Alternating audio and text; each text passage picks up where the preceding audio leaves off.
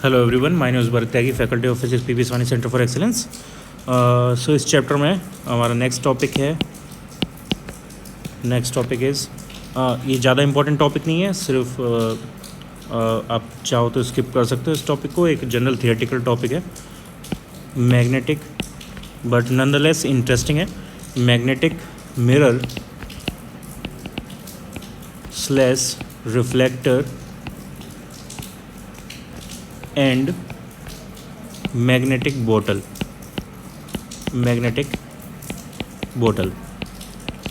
So basically ये एक device है जो रिसर्च के पर्पज़ से यूज़ करी जाती है। क्या इसका पर्पज़ है वो मैं इसको एक्सप्लेन करने के बाद समझाऊंगा आपको। पहले इसको समझते हैं है क्या डिवाइस।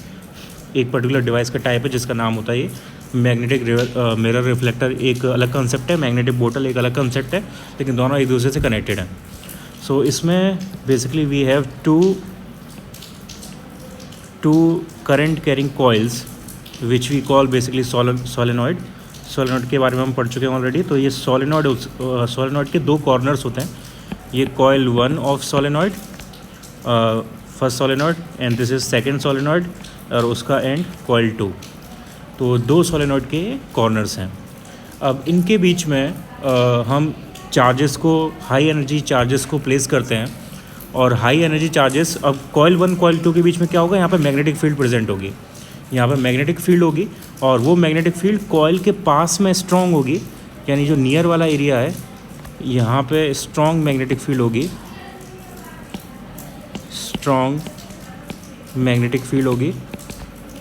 जो near to the coil area है वहाँ पर स्ट्रॉन्ग मैग्नेटिक फील्ड रीजन। ठीक है, तो ये जो नियर वाले रीजन है वहाँ पे स्ट्रॉन्ग मैग्नेटिक फील्ड होगी। अभी मैं इसको लिखता नहीं यहाँ पे, आप नोट कर लेना उसे ही। और जैसे हम कॉइल से दूर जाएंगे यानी मिडिल सेक्शन पे जाएंगे, वहाँ पे डिस्टेंस के साथ मैग्नेटिक फील्ड वीक होने लगेगी। तो मिड पॉइंट पर सबसे वीकेस्ट, कंपैरेटिवली वीकेस्ट फील्ड होगी। तो इस केस में जैसा जानते हैं ऑलरेडी कि कॉइल के बीच में से मैग्नेटिक फील्ड पास करती है, मैग्नेटिक फील्ड लाइंस पास करती हैं। तो मैग्नेटिक फील्ड लाइंस यहाँ से इस टाइप से, सपोज़ इस डायरेक्शन में जा रही हैं। करंट कहाँ कैसे मूव कर रही है उस पर डिपेंड करता है। तो यहाँ पे सपोज़ करंट मूव कर रही है क्लॉकवाइज करंट है, तो यहाँ पे मैग्नेटिक फील्ड अंदर की तरफ जाएगी और यहाँ से बाहर निकलेगी मैग्नेटिक फील्ड लाइंस। तो ये मैग्नेटिक फील्ड की डायरेक्शन है।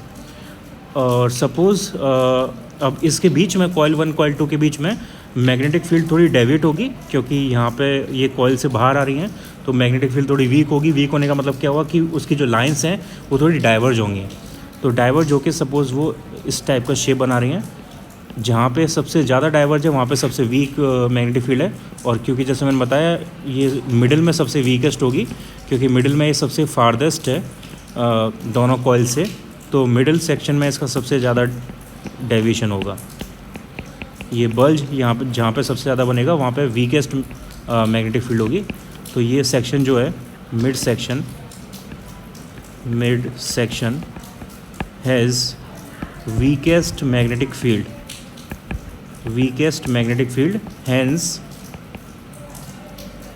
hence deviated field lines, या diverged field lines। ओके, इसका क्या मीनिंग है, आपने इलेक्ट्रिक फील्ड लाइन्स में ऑलरेडी पढ़ा हुआ है कि जितना ज़्यादा कंडेंस फील्ड लाइन्स होती हैं उतना ज़्यादा स्ट्रॉन्ग फील्ड होती है। तो यहाँ पर भी सेम कंसेप्ट है, जितना ज़्यादा कंडेंस फील्ड लाइन्स होंगी उतना ज़्यादा स्ट्रॉन्ग मैग्नेटिक फील्ड होगी, और जितना ज़्यादा डाइवर्ज होंगी उतना वीक मैग्नेटिक फील्ड होगी। तो इससे हमें क्लियरली पता चल रहा है कि मिड सेक्शन में वीकेस्ट मैग्नेटिक फील्ड है और जो कॉइल के पास वाले सेक्शन है वहाँ पर स्ट्रॉन्गेस्ट मैग्नेटिक फील्ड है।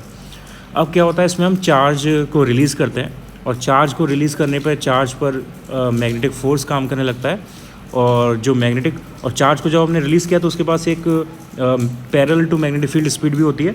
तो वो हीलिकल पाथ ड्रॉ करता है, हीलिकल पाथ में मूव करता है।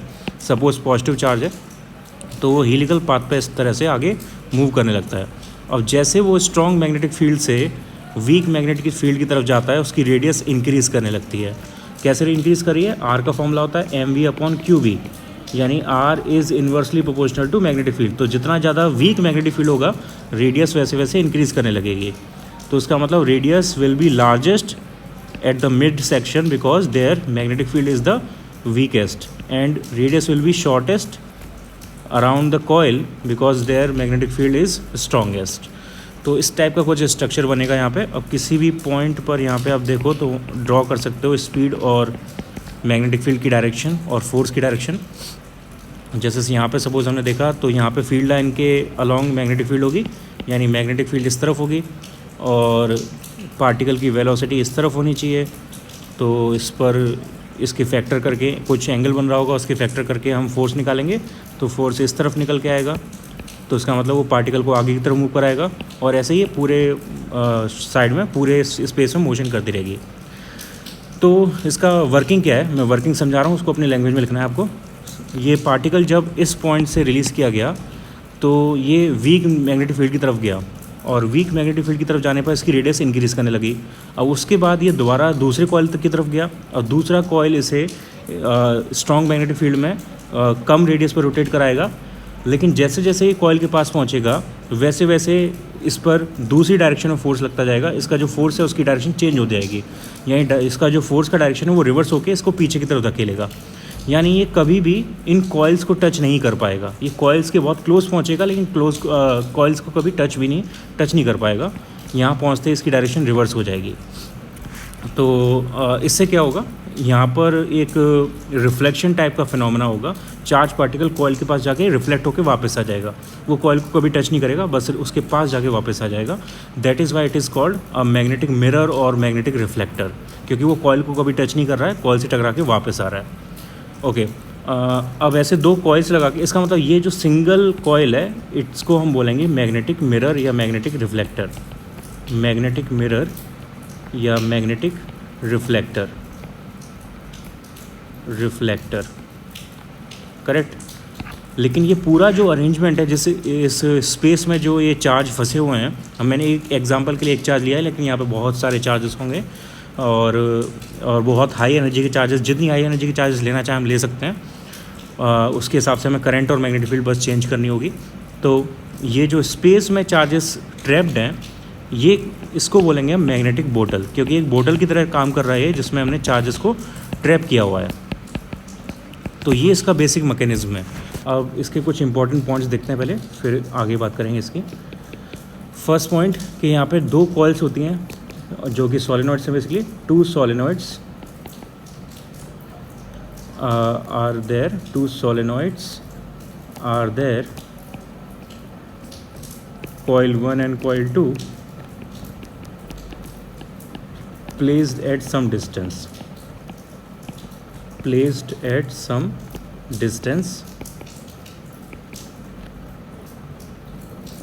full stop. Second, whole system is evacuated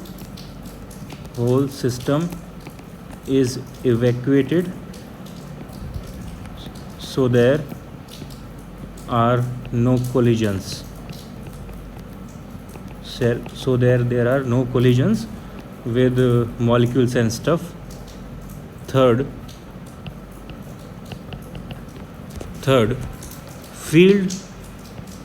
magnetic field is highest near the coil and weakest as we go away, weakest at the midsection. Direct लिख देते हैं, weakest at the midsection of bottle. Fourth, particles will never touch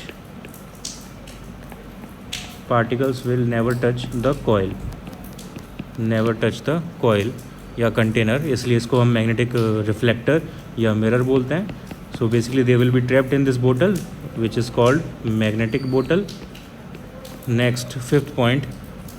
सो अब इसके uses, hence it can be used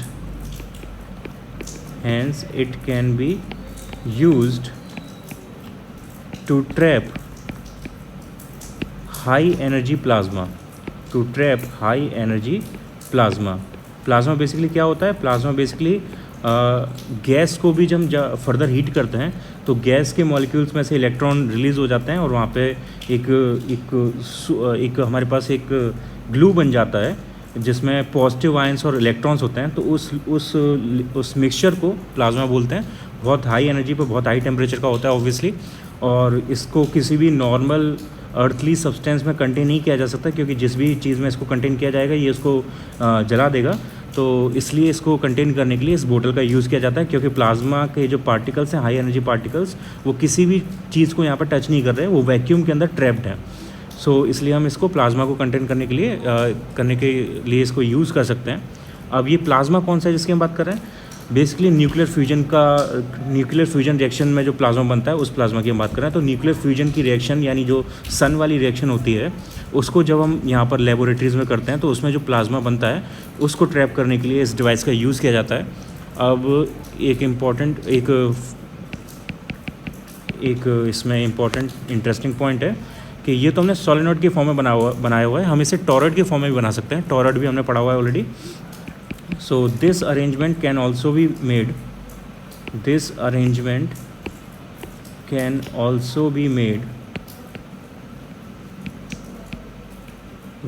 toroid. In that case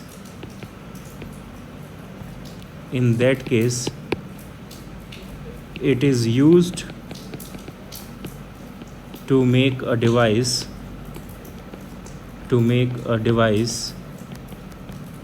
called टोकामेक।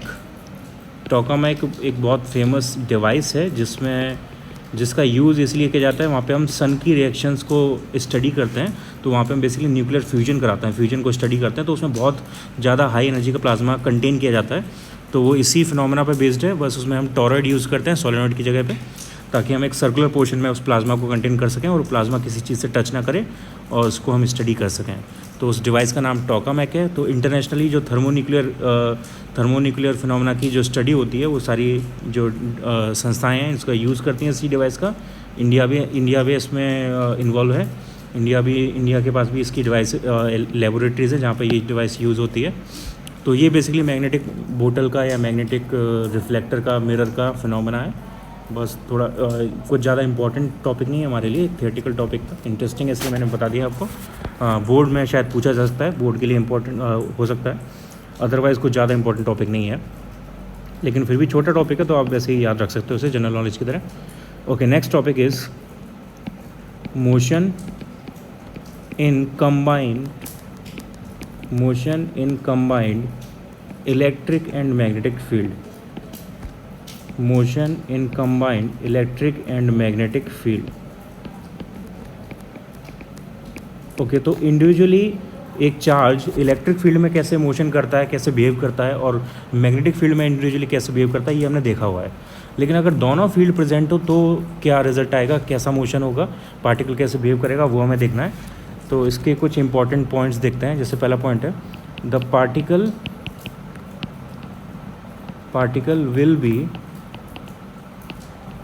undeflected या undeviated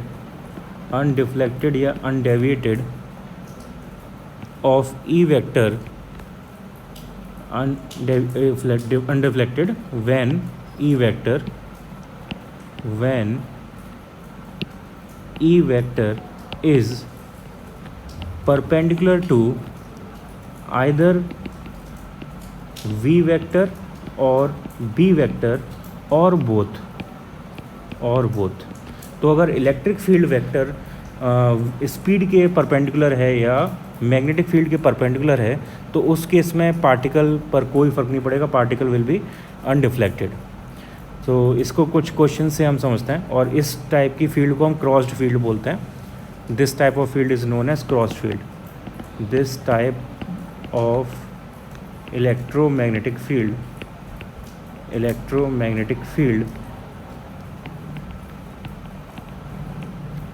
is known as crossed field।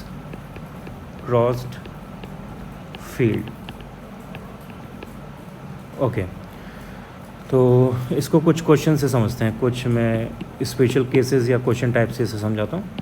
Question number 1, first part, if electron is not deflected, if electron is not deflected, then can we be sure that there is no magnetic field,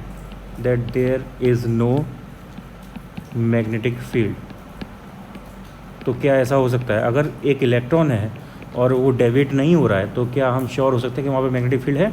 of course not. Magnetic field होने के बावजूद भी multiple cases possible हैं जहाँ पे electron deflect नहीं होगा। पहला case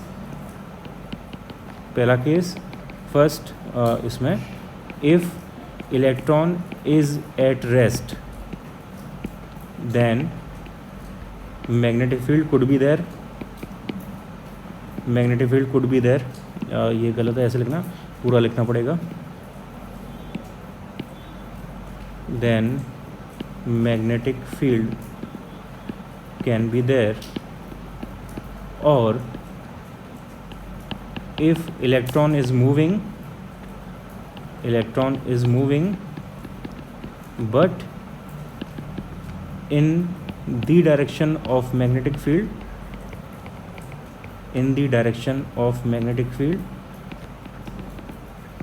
or opposite to it, then also there could be magnetic field. Okay, तो बेसिकली क्या है यहाँ पे, अगर इलेक्ट्रॉन मूव नहीं कर रहा है, मूव नहीं कर रहा है, ये नहीं बोला मैंने, इलेक्ट्रॉन डिफ्लेक्ट नहीं कर रहा है, तो इलेक्ट्रॉन डिफ्लेक्ट नहीं कर रहा है, इसका मतलब वहाँ पे मैग्नेटिक फील्ड हो सकती है या नहीं हो सकती, दोनों केसेस हैं। वो मैग्नेटिक फील्ड वहाँ पर प्रेजेंट हो भी सकती है और नहीं भी। अगर वो प्रेजेंट है तो फिर ये दो कंडीशन में से कुछ एक होगा वहाँ पे, या तो इलेक्ट्रॉन रेस्ट में होगा, वो मूव ही नहीं कर रहा होगा, और या इलेक्ट्रॉन अगर मूव कर रहा है तो वो मैग्नेटिक फील्ड की डायरेक्शन में मूव कर रहा होगा या मैग्नेटिक फील्ड की अपोजिट डायरेक्शन मूव कर रहा होगा, यानी 0 डिग्री और 180 डिग्री, बिकॉज साइन 0 और साइन 180 की वैल्यू 0 होती है, और मैग्नेटिक फील्ड के फॉर्मूले में QV भी साइन थीटा आता है। तो अगर साइन थीटा 0 है तो मैग्नेटिक फोर्स 0 होगा, हैंस नो डिफ्लेक्शन। सो ये पॉसिबल है। नेक्स्ट सेकेंड पार्ट क्वेश्चन का, if moving electron is deflected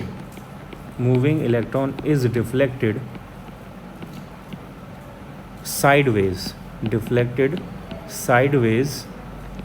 can we be sure there is magnetic field? Sure, there is magnetic field. Of course, still we cannot be sure there is magnetic field, because electric field also can deviate the electron in sideways direction. So इसका answer भी है no, और reason है इसका because even electric field can do that. Okay, तो third question, a beam of protons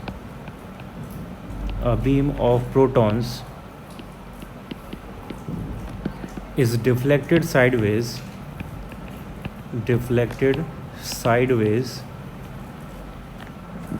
Could this deflection be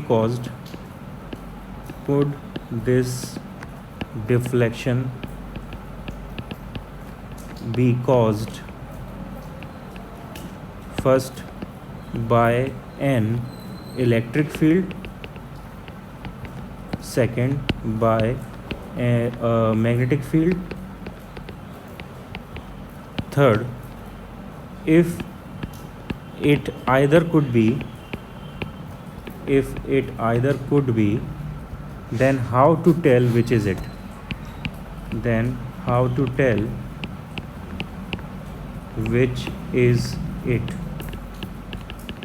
okay, interesting question है। यहाँ पे देखो, फर्स्ट 2 केसेस का तो आंसर आप खुद जानते हो, बहुत इजी है। अगर प्रोटॉन्स जा रहे हैं और वो साइडवेज डिफ्लेक्ट होते हैं तो ऑफ कोर्स ये इलेक्ट्रिक फील्ड भी कर सकती है और वो मैग्नेटिक फील्ड भी कर सकती है, यानी फर्स्ट का आंसर येस है, सेकंड का आंसर भी येस है। लेकिन थर्ड क्वेश्चन इंटरेस्टिंग है, थर्ड में पूछा हुआ है अगर ये कोई भी केस हो सकता है, इलेक्ट्रिक फील्ड भी हो सकता है, मैग्नेटिक फील्ड भी हो सकता है, तो कैसे पता लगाएंगे कि ये कौन सा केस है। ओके, तो उसको मैं एक डायग्राम से समझाता हूँ। सपोज़ ये 2 प्लेट्स हैं, ठीक है, और एक प्रोटॉन की जो बीम आ रही है वो इधर से आ रही है और ये पॉजिटिव साइड है, ये नेगेटिव साइड है, तो इलेक्ट्रिक फील्ड यहाँ पे इस डायरेक्शन में है।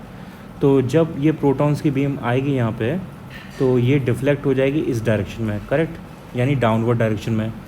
और अगर हम प्रोटॉन की डायरेक्शन को चेंज कर दें, यानी अब प्रोटॉन को हम इधर से डालें, यहाँ से एंटर कराएं, तो भी इस केस में भी प्रोटॉन जो है वो नीचे की तरफ ही डेविएट होंगे, यानी डेविएशन की डायरेक्शन सेम रहेगी। और अब मैग्नेटिक फील्ड देखते हैं। अब इसी केस में मैग्नेटिक फील्ड ले लेते हैं। सपोज़ मैग्नेटिक फील्ड नीचे की डायरेक्शन में है, प्रोटॉन्स को हमने इधर से एंटर कराया, तो यहाँ पे फ्लेमिंग्स लेफ्ट हैंड रूल लगाओ, प्रोटॉन्स हैं ये, और फिर फ्लेमिंग्स लेफ्ट हैंड रूल लगाते हैं। तो करंट यहाँ पे राइट डायरेक्शन में, मैग्नेटिक फील्ड यहाँ पे डाउनवर्ड डायरेक्शन में, और इसकी वजह से मैग्नेटिक फोर्स जो आएगा वो आएगा इनटू द बोर्ड, ठीक है। और अब अगर इसकी डायरेक्शन अपोजिट कर देते हैं, इस तरफ मूव कराएंगे, तो इस केस में क्या होगा, करंट हमारी लेफ़्ट डायरेक्शन में, मैग्नेटिक फील्ड नीचे की साइड डायरेक्शन में, और तो मैग्नेटिक फोर्स आएगा अपवर्ड डायरेक्शन में, यानी जो डेविएशन है इस केस में इनटू द बोर्ड है और यहाँ पे deviation out of the board है। तो फील्ड स्पीड जो हमारे पास प्रोटॉन की बीम है उनकी स्पीड की डायरेक्शन चेंज करने पे, उनके मोशन की डायरेक्शन चेंज करने पे, अगर उनके डिफ्लेक्शन की डायरेक्शन चेंज होती है then it is caused by magnetic field, और अगर डिफ्लेक्शन डायरेक्शन चेंज नहीं होती है then it is caused by electric field. तो जो भी मैंने अभी बताया इसको आपको वर्ड्स में लिखना है। अगर डिफ्लेक्शन चेंज होता है मोशन की डायरेक्शन चेंज करने पे then it is caused by, then this deflection is caused by electric field. Sorry, मैं क्या दोबारा रिपीट कर रहा हूँ मैं। If the deflection's direction does not change by changing the direction of motion of charge particle, then this deflection is caused by electric field. And if the deflection is changed when we are changing the direction of motion, then this deflection is caused by magnetic field. So ये इस third case के answer हो जाएंगे, third case के third part के। इसको words में समझ के अच्छे से ज़रूर नोट कर लेना। Now fourth case, fourth case है, if a charged particle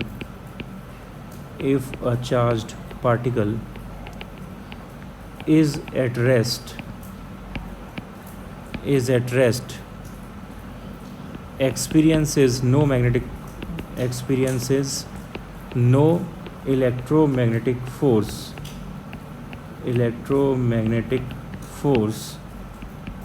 then क्या केस होना चाहिए इलेक्ट्रिक फील्ड के बारे में और मैग्नेटिक फील्ड के बारे में क्या बता सकते हैं हम। तो अगर चार्ज पार्टिकल है और वो रेस्ट में है और उस पर कोई भी इलेक्ट्रोमैग्नेटिक फोर्स नहीं लग रहा, then we can be sure that there is no electric field, there must be no electric field, यानी we are sure that electric field is zero. But magnetic field के बारे में हम ये नहीं बोल सकते। मैग्नेटिक फील्ड मे और मे नॉट बी ज़ीरो। क्या रीज़न है इसका? बिकॉज एनी हाउ अगर चार्ज पार्टिकल रेस्ट में है तो मैग्नेटिक फील्ड वहाँ पे प्रेजेंट हो तभी वो उस पर फोर्स नहीं लगाएगी। सो मैग्नेटिक फील्ड के बारे में हम ऐसा नहीं बोल सकते। लेकिन इलेक्ट्रिक फील्ड है तो वो रेस्ट वाले चार्ज पार्टिकल पर फोर्स लगाएगी। तो अगर रेस्ट वाले चार्ज पार्टिकल पर फोर्स नहीं लग रहा then it means electric field वहाँ पर प्रेजेंट नहीं है। Okay, next fifth question, if a charged particle at rest experiences a net electromagnetic force,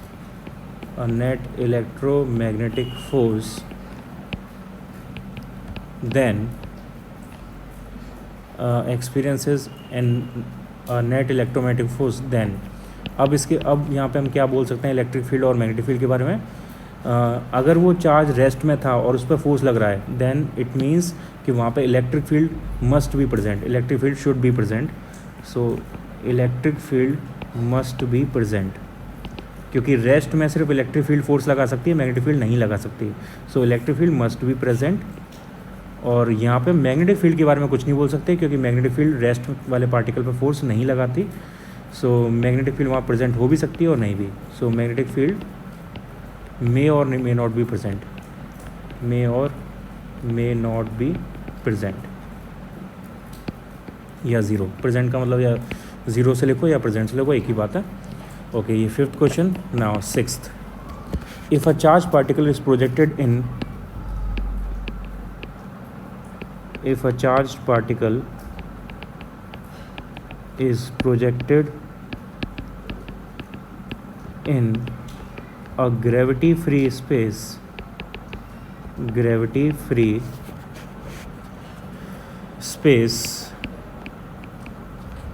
without change in velocity,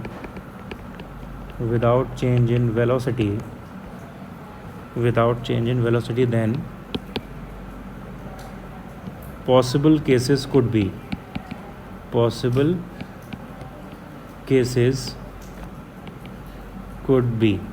what? Okay, तो एक चार्ज पार्टिकल है जिसको हमने ग्रेविटी फ्री स्पेस में छोड़ा और वो विदाउट चेंज इन वेलोसिटी यानी नो डिफ्लेक्शन, इसका मतलब हुआ नो डिफ्लेक्शन, वेलोसिटी चेंज नहीं कर रही यानी डिफ्लेक्शन नहीं है। तो वहाँ पे कौन कौन से केसेस हो सकते हैं? इलेक्ट्रिक फील्ड ज़ीरो और मैग्नेटिक फील्ड ज़ीरो। पहला केस ये पॉसिबल है, ये हो सकता है। सेकंड, इलेक्ट्रिक फील्ड ज़ीरो है और मैग्नेटिक फील्ड ज़ीरो नहीं है, यानी मैग्नेटिक फील्ड प्रेजेंट है लेकिन वो मैग्नेटिक फील्ड उसके मोशन की डायरेक्शन में या मोशन के अपोजिट डायरेक्शन में है, तो उस केस में भी यहाँ पे डिफ्लेक्शन नहीं होगा, तो ये भी पॉसिबल है। या इलेक्ट्रिक फील्ड ज़ीरो नहीं है और मैग्नेटिक फील्ड भी ज़ीरो नहीं है, यानी दोनों प्रेजेंट हैं और इस केस में भी डिफ्लेक्शन नहीं हो रहा। कब ऐसा होगा? अगर वो क्रॉस्ड फील्ड्स हैं तो अगर वो क्रॉस्ड फील्ड्स हैं तो एक दूसरे को कैंसिल आउट कर सकती हैं, जैसे मैंने स्टार्टिंग में बताया था, तो ये भी पॉसिबल है। कब ऐसा होगा? जब ई वेक्टर मैग्नेटिक फील्ड और उसके मोशन के परपेंडिकुलर होगा, तो ई वेक्टर जो है वो कैंसिल आउट कर देगा मैग्नेटिक फील्ड को, तो वहाँ पे भी नेट फोर्स ज़ीरो आ सकता है, डिफ्लेक्शन ज़ीरो हो सकता है। Fourth case, electric field is not zero but magnetic field is zero. ये केस पॉसिबल नहीं है। अगर इलेक्ट्रिक फील्ड प्रेजेंट है, मैग्नेटिक फील्ड प्रेजेंट नहीं है, इसका मतलब इलेक्ट्रिक फील्ड डेफिनेटली फोर्स लगाएगी और इलेक्ट्रिक फील्ड अगर फोर्स लगा रही है तो 100% वहाँ पर डिफ्लेक्शन होना चाहिए।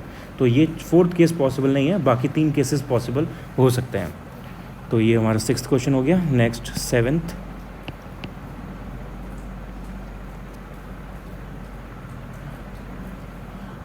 Charge particle projected in gravity fields change in without change in velocity. Okay, हाँ, नेक्स्ट केस है 7th, if a charge particle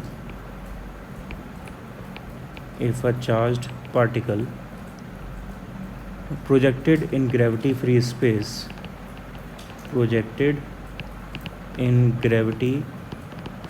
space deflects, इस केस में ये डिफ्लेक्ट हो रहा है, देन क्या केस होना चाहिए? तो अगर ऐसा है कि चार्ज पार्टिकल को हमने रिलीज़ किया है एंड इट इज़ डिफ्लेक्टिंग, तो कम से कम इसमें ये है कि कोई भी एक फोर्स ऐसा होना चाहिए जो ज़ीरो ना हो। तो इसमें होगा either one of the forces should be non zero.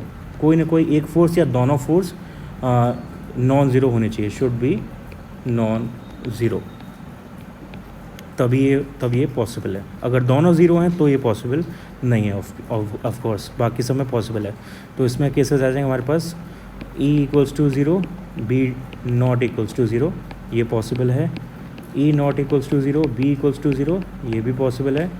Both are not zero, ये भी पॉसिबल है, बट बोथ आर ज़ीरो ये पॉसिबल नहीं है। तो इसमें अपवर्ड 3 केसेस में ऐसा पॉसिबल है, लास्ट केस में ऐसा पॉसिबल नहीं है। Okay, next question, a charged particle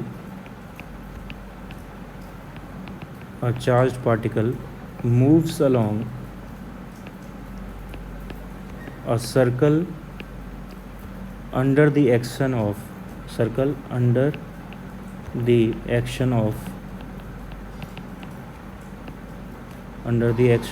possible constant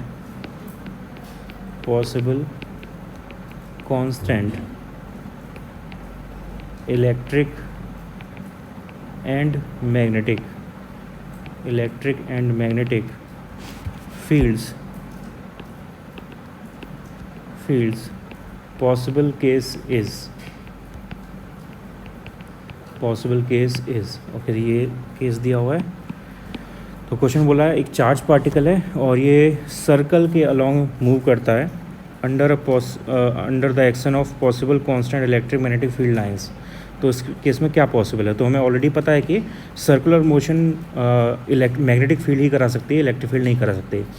तो यहाँ पे और सिर्फ मैग्नेटिक फील्ड के प्योरली मैग्नेटिक फील्ड के प्रेजेंट होने पर ही सर्कुलर मोशन हो सकता है। यानी यहाँ पे इलेक्ट्रिक फील्ड प्रेजेंट नहीं होनी चाहिए और मैग्नेटिक फील्ड प्रेजेंट होनी चाहिए। तो इसका केस हो जाएगा ये, सिर्फ मैग्नेटिक फील्ड के प्रेजेंट होने पर ही ये सर्कुलर मोशन कर सकता है particle. Okay, 9th case, a charged particle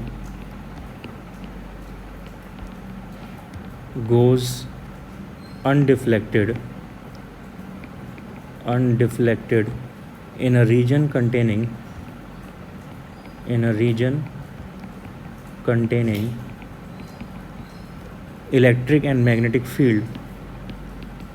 electric and magnetic field, full stop. It is possible cases possible when it is possible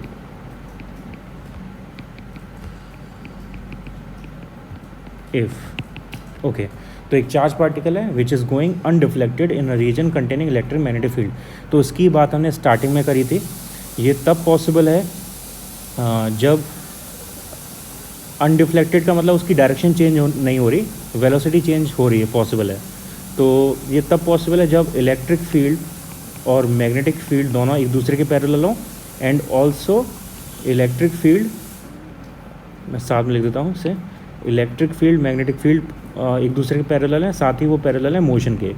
तो अगर ये तीनों चीज़ें एक दूसरे के पैरेलल हैं तो उस केस में चार्ज पार्टिकल अनडिफ्लेक्टेड रह सकता है, क्योंकि इस केस में मैग्नेटिक फील्ड वहाँ पे वर्क नहीं करेगी क्योंकि वो पैरेलल जा रही है वेलोसिटी के, और इलेक्ट्रिक फील्ड वर्क करेगी लेकिन वो वेलोसिटी को इंक्रीज़ या डिक्रीज़ करने में काम करेगी, उसकी डायरेक्शन चेंज नहीं करेगी, तो डिफ्लेक्शन पॉसिबल नहीं है।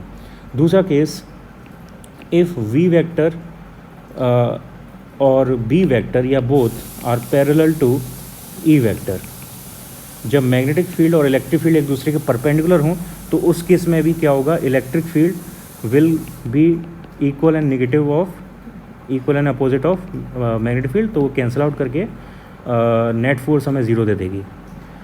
सॉरी, इलेक्ट्रिक फील्ड और मैग्नेटिक फील्ड अपोजिट और नेगेटिव नहीं है, इलेक्ट्रिक फोर्स और मैग्नेटिक फोर्स ये एक दूसरे के अपोजिट और नेगेटिव है। तो यहाँ पे ये हमें ये नेट फोर्स ज़ीरो दे सकते हैं, hence there will be no deflection. इसी को हम बोलते हैं क्रॉस्ड फील्ड, जिसकी हमने पहले बात करी थी, क्रॉस्ड फील्ड्स। अब इसके लिए केस हम निकाल सकते हैं इजीली। इसका मतलब ये होगा, अगर मैग्नीट्यूड चेक करें तो सिर्फ इलेक्ट्रिक फोर्स का फॉर्मूला होता है क्यू ई और मैग्नेटिक फोर्स का फॉर्मूला होता है क्यू वी बी, या वेक्टर फॉर्म में लिखे तो क्यू ई वेक्टर और ये q v vector cross B vector, तो क्यू से क्यू कैंसिल आउट। तो ये तब पॉसिबल है when E vector is equals to v vector cross B vector. So E vector यहाँ पे वी वेक्टर और बी वेक्टर के परपेंडिकुलर होना चाहिए, क्योंकि क्रॉस प्रोडक्ट हो रहा है, इसलिए ये केस आया है। तो इसको हम बोलते हैं क्रॉस फील्ड, ये क्रॉस फील्ड की कंडीशन है। और यहाँ से जो वी निकलता है, इस वी का नाम है, नोट करके लिख लेना आप, यहाँ से वी जो निकलेगा इसका नाम होगा, ये इसका इक्वल है ई अपॉन बी के, और इसको बोलते हैं वेलोसिटी सेलेक्टर। तो क्रॉस्ड फील्ड का काफ़ी जगह यूज़ किया जाता है, स्पेशली किसी भी चार्ज का मास निकालने के लिए या स्पेसिफिक चार्ज निकालने के लिए। तो वहाँ पे वेलोसिटी सेलेक्टर एक डिवाइस यूज़ होती है, वहाँ पे वेलोसिटी को ई अपॉन बी लिया जाता है। तो यहाँ पे जो वी वैल्यू है इसको वेलोसिटी सेलेक्टर बोलते हैं। ओके, तो ये हमारे पास 9th केस हो गया। नेक्स्ट केस है 10th। If a charged particle goes unaccelerated in a region containing electric and magnetic fields, then okay, तो ऑफ कोर्स ये केस सिर्फ एक ही स्टेटमेंट में, एक ही सिनेरियो में पॉसिबल है, जब नेट फोर्स ज़ीरो। अनएक्सेलरेटेड का मतलब वहाँ पे एक्सेलरेशन ज़ीरो है, हैंस वहाँ पे नेट फोर्स ज़ीरो है। इसका मतलब वो डेफिनेटली क्रॉस्ड फील्ड का एग्जांपल है। ये तभी पॉसिबल है जब हमारे पास क्रॉस्ड फील्ड्स हैं, यानी ये कंडीशन सेटिस्फाई हो रही है, E vector equals to v vector cross B vector. सिर्फ इसी कंडीशन में ये 10th वाला केस पॉसिबल है। Okay, now next question. अब क्वेश्चन लगाते हैं इस टॉपिक पर। क्वेश्चन दिया है मैं, a particle of charge q and mass m released from origin with velocity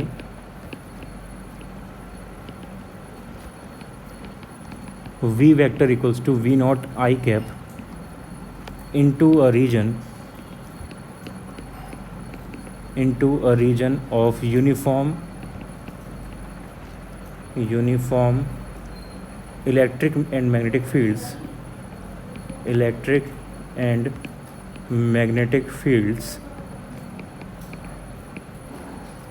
parallel to y-axis full stop, E vector equals to E naught j cap and B vector equals to B naught j cap full stop. Find out the position of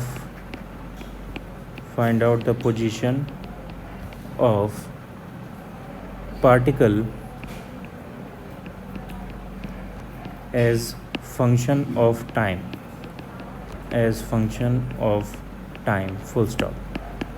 okay, इसको खुद try कर सकते हो, video को pause करके इस question को read करो और ट्राई करने की कोशिश करो।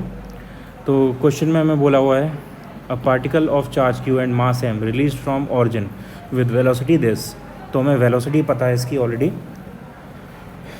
वेलोसिटी ये दी हुई है, into a region of uniform electric field and magnetic field parallel to y axis. तो इलेक्ट्रिक फील्ड और मैग्नेटिक फील्ड दोनों y एक्सिस